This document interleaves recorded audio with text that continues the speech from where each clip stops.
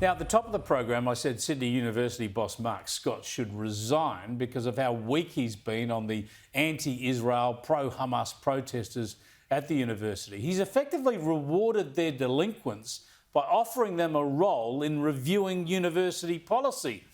The weakness of the unis was covered in the excellent documentary on anti-Semitism here on Sky News last night.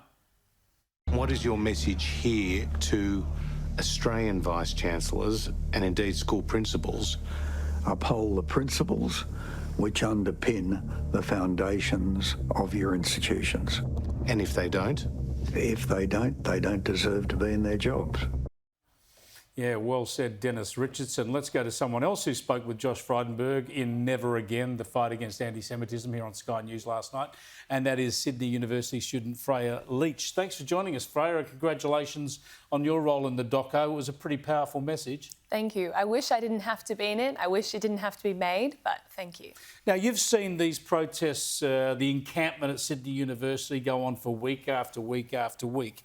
What's your take on Mark Scott now offering the protesters, the actual protesters themselves, to appoint people to join in a review of university policy? Nobody could believe that he wasn't shutting the encampment down on the very first day. No one can possibly comprehend how he's now rewarding them after 5 weeks of disruption, 5 weeks of intimidation on campus, and now he's rewarding these people by saying, yeah, sure, come be representatives and review all of our ties to Israel, etc., etc. It's ridiculous. And the thing is, these students and half of them aren't students, by the way. A lot of them are not students. The leaders of this protest are not students. The main organiser, when I was there, was open. He's with the Palestinian Action Group. He's not at the uni, never been to the uni. They're not students and they don't represent actual students. I have had dozens of students come up to me, DM me on Instagram and say they are so fed up. Graduation photos ruined, classes moved and cancelled, exams disrupted. It's ridiculous. It has to stop. They do not represent Sydney Uni students and it should not be allowed to continue, let alone rewarded. Well, think about what Mark Scott is saying about his university here. It has agreements and to work with Israeli universities and Israeli research organisations, and it has agreements and sponsorships with some defence companies that help with research and also every university has these sorts of arrangements. He's showing a complete lack of faith in his own arrangements, his own policies, because he's saying, let's put them up for review and let's grab these feral radicals who are protesting for 5 weeks. They can be part of the review.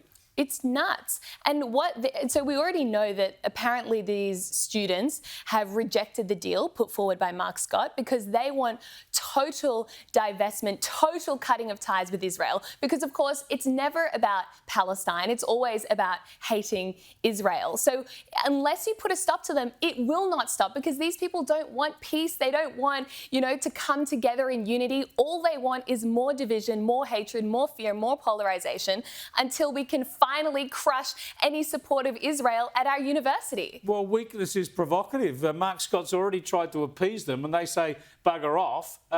What's he going to come back with next? Appeasement will not work. The encampment must end.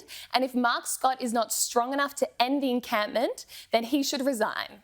Yeah, I've said the same. It's untenable as it is. He's shown a lack of confidence in his own policies. He's caved into the threats of a small band of protesters, really. He obviously hasn't got the stomach for the job. He should resign, Mark Scott. I want to just show you something of what Julia Gillard said on Never Again last night, because I want to get your thoughts on it. Here's Julia Gillard, the former Labor Prime Minister.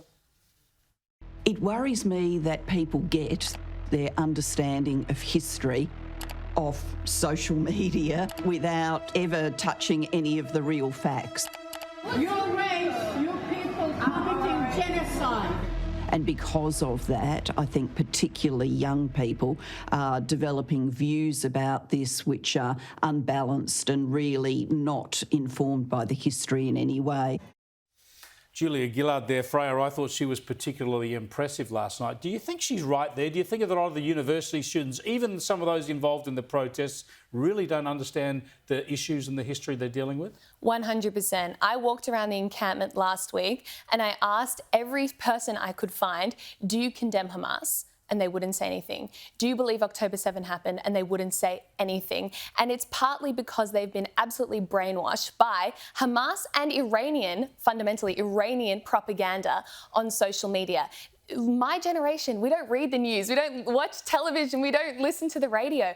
The only place you get your news is social media, and the way it's structured with algorithms that are based around clicks and views, it rewards the mob, the masses, and there are only 15 million Jews in the world. There aren't that many. It's a tiny, tiny population, and so they're really up against it. So therefore, hasn't the university also let everybody down by just not educating people?